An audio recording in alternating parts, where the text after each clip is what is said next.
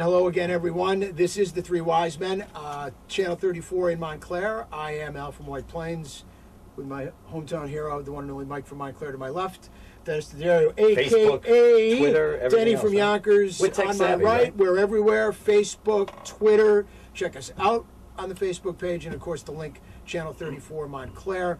Special edition today. We're at WFAN Studios. Why? Because basically without WFAN, there probably would not be an Al from White Plains or a Mike from Montclair or a Dennis from Yonkers. Because this is the station that we started calling 27, 25, 24 years ago when sports talk radio really hit the airwaves in New York.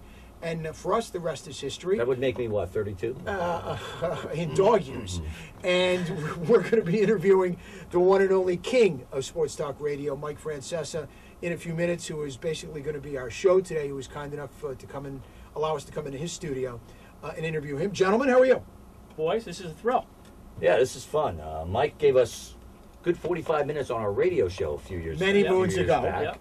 And is nice enough to do this again, and it's a big deal for us. We like it. And it's interesting how his career has progressed in those number of years, and our careers have sort of parallel, right with him. Kind of parallel, right with him. Like a roller coaster, gone down, but now we're going back up a little bit. Well, as he has really become as famous as you can be in this business, we have become as famous as you can be as callers.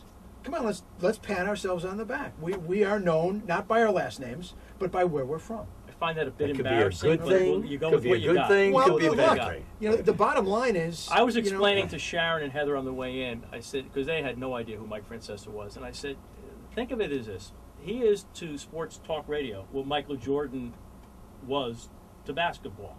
I don't know how else to put it, but he is the gold standard. He is sort of what everyone emulates. I'll give you a closer and that's analogy. why so many people do take shots How about, at him. and I don't want to get carried away here, fawning all over him, but Walter we'll do Cronkite that in of 10 Sports minutes Talk when he comes Radio. in. Walter Cronkite of Sports Talk Radio. Okay. Cronkite set a new format for that type of news and was the name in radio. I know there was Huntley Brinkley after him, but Cronkite set the standard, and these guys, Mike along with Chris Russo, Edward R. set the Murrow standard. before him. But remember, you get the point. This is the station that really spawned sports talk radio.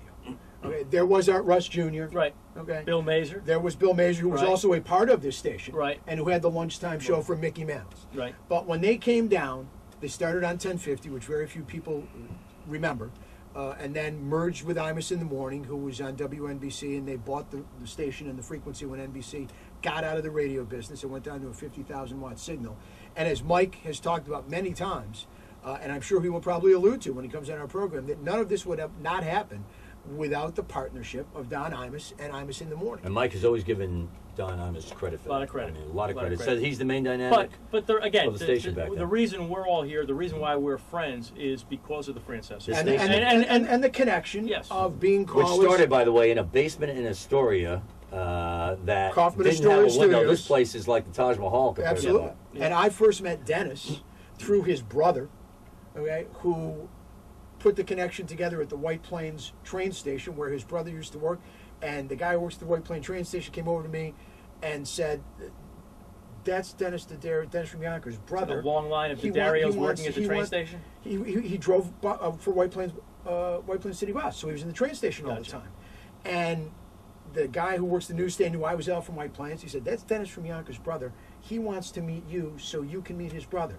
We met through a mutual friend of ours that you knew Mike Woodrow through summer camp. Summer basketball camp. That's and right. I used to go to the same gym as Woody. That's right. And now Woodrow Jewelers in Rye, New York. Exactly. That's right. You guys started the radio show. I joined in. That's how I met Mike, and there we go. And the rest is history. And listen, we can sit here and wax poetic about our relationship for the next 20 minutes, but we're here to speak and meet with Mike and sort of learn a little bit about him and let our audience learn about him. And we'll without do further that. ado, let's get to it. We will do that in a couple of minutes. Right back with really the king of sports talk radio, the one and only Mike Francesa. We are the Three Wise Men, Channel 34, Montclair. Back after this.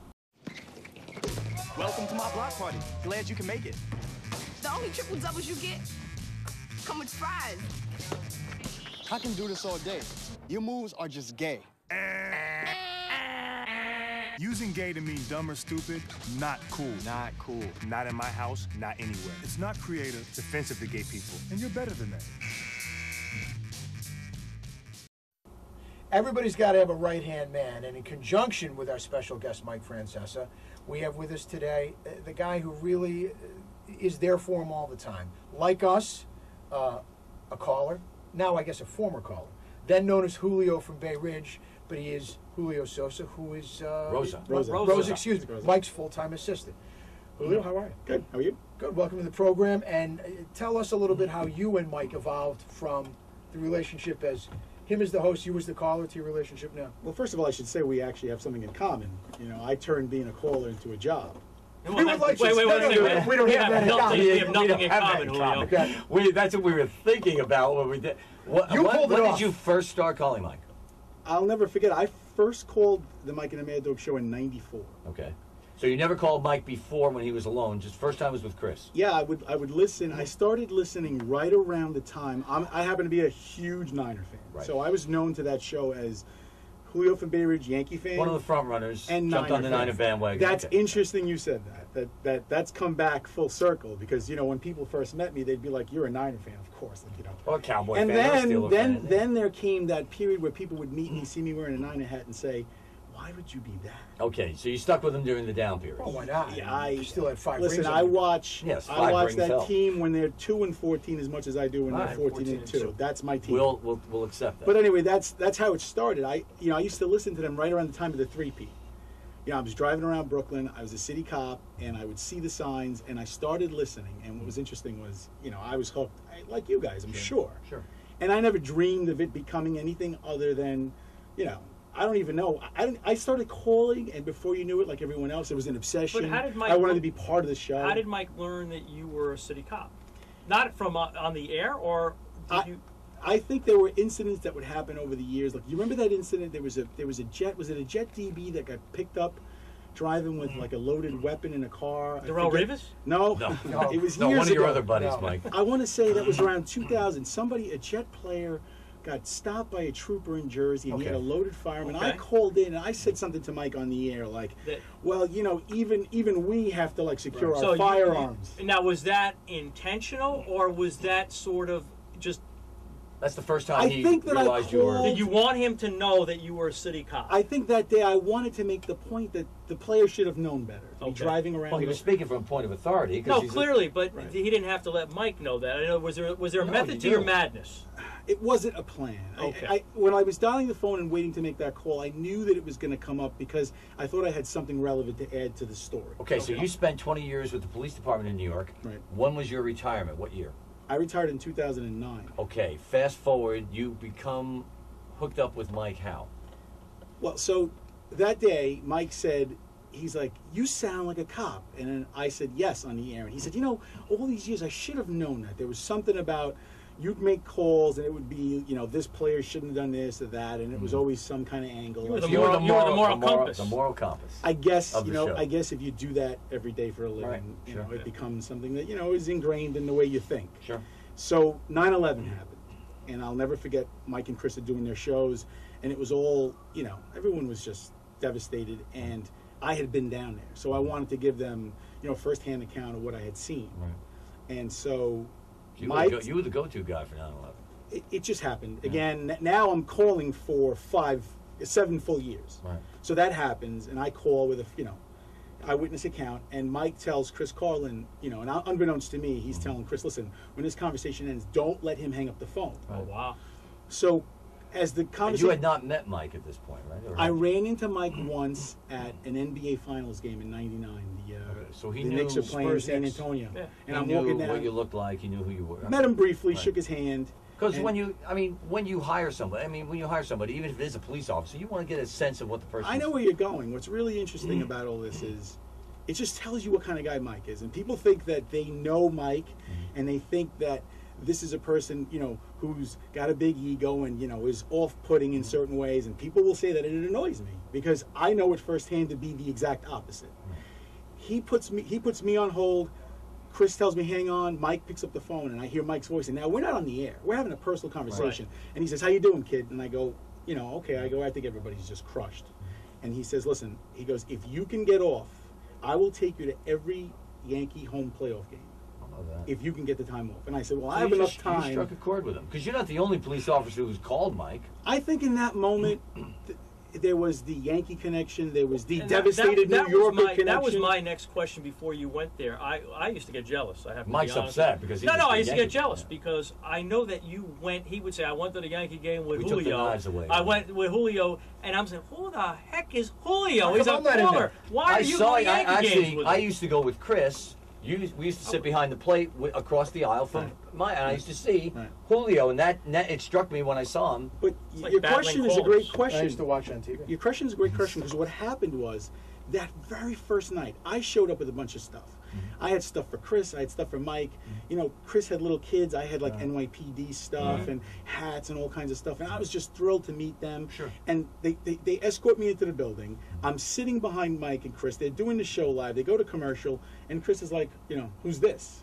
And when Mike says, you know, this is Julio, Chris gives me a hug. Hey, Julio! Hey, The whole yeah, thing. Julio's The whole with us. How about that? But That's the a real- Russo imitation. The folks. real strange thing that happened was before the night was over, at that first playoff game, Yanks are playing the A's. Right. Mike turns to me and says, "What are you going to do when you retire?" And I said to him, I said, "Well, now that this has happened, there's going to be a lot of work for us." And you were know, still 7 years from I retirement. was 8 years from retirement. And he says to me, he's like, "First of all, how old are you?" You know, and I was like, "All right, I'm in my early 30s." And I was so like, what age did you become a cop? 20, 21. Okay, So he says to me, he goes, "First of all, you look like a baby. Like, how much time do you have left?" I said, 8 years. He goes, "Come on, really?" you do look a little young for a 20-year vet. I'm 45 now. That's I'm pretty good. I'm out 4 years. Wearing it well. I'm But jealous. that very night, he says to me, he goes, "All right, so," he goes, "So you think you've got something lined up?" I go, "There'll be plenty of stuff." He goes, "No." He goes, You're done. He goes, "When you're done, you're going to be driving me full time." He goes, "I have a fireman who works for me now, who's going to be moving to Florida. He's probably going to be gone about 3 or 4 years. I will wait for you." And the point was, Do you to know- Wait, he's getting to a. It's Go ahead. interesting. Listen, think Yeah. about what he just said to Yeah, me. we'll well- wait for you. And I literally, like, You listen, think he was full of? I you know handle what? pressure really well, okay? All right, I've run into buildings on fire. Well, what'd you say? What'd you I've say had in loaded response? guns pointed at me. You said- My hands start shaking. I run to the bathroom, call my wife on a cell phone, and say, "You won't believe this." He's going to but- wait for me. No, because my wife, God bless her, for all these years, is like probably your wife and everyone else. You know, really, we have to listen to this in the middle of the day. There's been a little of This that. is what we're doing. Like, you know, in the car. Yeah, I there's can't been more listen to than the a little of that. Beatles Right. or the Stones. I got to Right. listen to these two guys Right. all day, Right. every All the day. time. Yeah. And in that moment, I called my wife and go, "You're not going to believe what he That's just said very to me." cool. And, That we're- was- and we're not talking that was about 8 years before I started working. We're, for we're the not News talking Office. about we're not talking about 6 to 8 months. All right, so Yeah. we don't have a lot of time left Go ahead. because we've got to get the heck out of here, and Julio's got a job to do. He's got to go protect Mike while he's in the studio. So here's what I want to know. I used to protect and serve the entire city of New York. Now one guy. I was just wondering. Which has been tougher. Oh, this is much easier. So here's the deal. So now he gives you this sort of promise that he will wait for you, and you still got 8 years to go. Right. In those 8 years, did you continue to call him as just call Julio from Bay Ridge? Yes. The I stopped relation- calling when I got hired. Did it? Which Then it makes became sense. When he like, told I've you got him you every would- day in the car, and it would be redundant. Right. He's tired of hearing about Colin Now, Kaepernick. so you- you now and, wait. Let me. and, I'm and trying how to I get- think Nunez is a lousy shortstop. He doesn't want to hear that on the air. So here's Julio what I from want. the front seat. Here's what's interesting about that. So, what I think is interesting. So, you now have a personal relationship with Yes. him, and you have sort of a promise that you're going to go to work for this man in 8 years. This is a burr in Mike's saddle, by the way. No, well, a little bit, but little. no. So, but when you called him, when you would call him every week or every 2 weeks or every month, whatever it was, were there times where he would short thrift you or blow you off or treat, and you'd hang up the phone, and go, "What just happened there?" He's not us, Mike. No, So you always first of got all, I your- always had He's Russo not- for that because I was a he's Mike not- guy. He's not You know, I would us. love to call And it you Zing know, Chris. Julio. So there I was love never any of those No. 15-second I phone think calls. And you know- I think sometimes Mike would just sit and wait because he knew I would call to hammer Chris. And sometimes, if you go back and listen to the tapes, you could hear Mike chuckling in the background because I would just call and lay into Russo. And it's the And believe me, that was because, just me. you Because I know- was like, how could you hate every New York team and, and be this guy sitting in that chair and hate every New York team? I used to go after him. He told us when he was leaving, no questions about me because he won't answer them. But now that he's not here, can we ask you some questions about him that you'll answer? Yeah, you can. But before you do that, though, you just said about, how he's, whether it's jealousy or envy. No, I'm jealous at all. Not at all. You wouldn't You're take a bullet for the man, would you? Because I got to tell you, I would. Absolutely not. What he's done for me, No, the way, listen, the way his wife, and you're not. the way his wife and he treat me like family, Your I family, would take a obviously. bullet for that Okay. man. But I Let's can, hope I you can never have honestly to. say the Part only of the people I job. would ever take a bullet I mean- for is my wife and 3 kids, and I guess my mother. But But- and certainly not you two guys. But I come from a Wow. profession that, you know what, part of men the we job. love, It's part of the job. Yeah, I might have to take a yeah. bullet for that guy. That's that part of day. the No, job. you know, I think it's very interesting. You give us and the viewers a completely different sort of perspective. Oh, sure. Of Mike, which it's really nice. That's a to hear. persona It's you're nice listening hear. to. That's a guy Yes. who's confident and is telling you he knows what he's talking about. Well, but if you think you know the man, We you don't. haven't lived a day. Thank you. For And I telling me laugh that. at that. Okay. Guys, it's a pleasure. Same here, Julio, Julio. thank you very much. Thank you. He's the right-hand man for the big man. Julio from Bay Ridge. Julio, thanks for the time. Now it's time for This Week in Bad Stats. Bad stats? Horrible stats. Here goes. 132. That's how many batters struck out 4 times in one game last season. Wow, very good. Here's a tough one, though. 3 and 4. No idea. That's how many kids witness bullying. 3 out of 4. That's not a good stat. No, it's not, but it can change. Kids want to help, but they don't know how. Visit stopbullying.gov and give them the tools they need to help prevent bullying. There are plenty of safe ways kids can help at stopbullying.gov. 3 wise men back to wrap it up from WFAN Studios. We'll do quick hits. Number 1. Hold it. Thank you. Masters weekend coming up. Prediction. Woods doesn't win another major the rest of his career, like Schwartzel. Michael. How about that? Tiger by 3 strokes. Okay.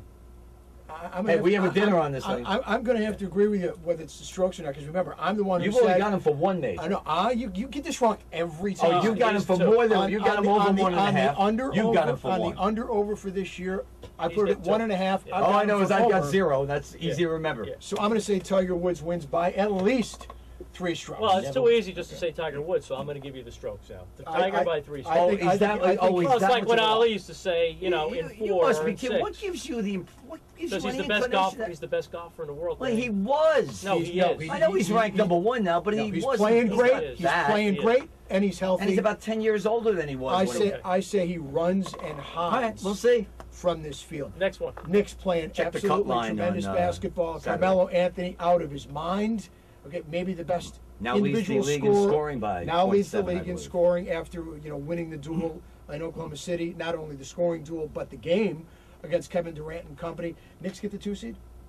Yes, I do believe that. Yeah, they've now locked themselves. I think they're 2.5 up. Yeah. They're now locked into going to pretty much lock into the 2 seed. The question is this a product of teams sitting players end of the season? I don't care. I don't know, but it was important, I think, to get the home court and get the 2 seed against the Pacers. I think they're playing great, and I'll tell you something. We saw it, back in the Ewing days. If they get deep into the playoffs, this town will be on fire. I and repeat. It will be an awful lot of I fun. repeat, the Celtics series, they should win it, but it won't be any day at the Oh, beach. 5 games. And let me tell you Don't this. believe it. I am totally with the hometown here. I think you can stick a large fork in We'll the see. Celtics. They are absolutely positively done. There's something to be said in the playoffs for teams to play half-court basketball like them and have been through it. Okay, last one. Old and done, as far Okay. as I'm concerned. We'll see. Like you, Denny.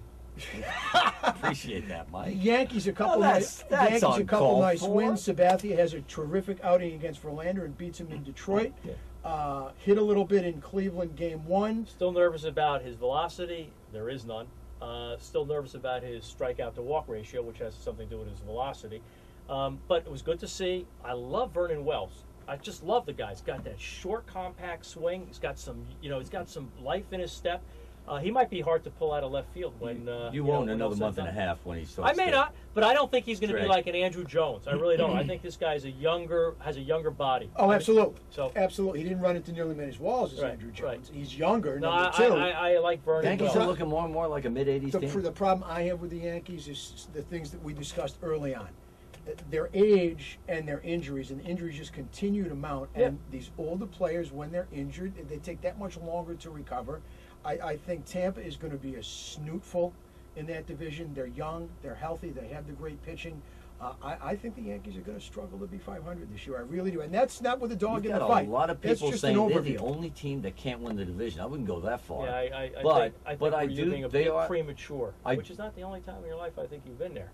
I What was do that supposed think. to Let's keep going. I do think that it's a mid-'80s team, wins-wise. I mean, Just because you wear an NY or the pinstripes doesn't mean you win games. We got to get out of here. Take us out of here. Until next time, for the hometown hero, Mike Goldstein, Denny D'Addario to my right. And by the way, our thanks to Eric Spitz, Mark Chernoff, everyone here at WFAN. Can I finish? Okay, I am Al Renato. We want to thank all the powers that be here at WFAN, which are, of course, Mark Chernoff, Eric Spitz. I just said that. Mike's right-hand man, Julio, who was kind enough to spend a few minutes with us. And, of course, the one and only Mike Francesa. Until next time, for the three wise men, we are the men. We'll see you.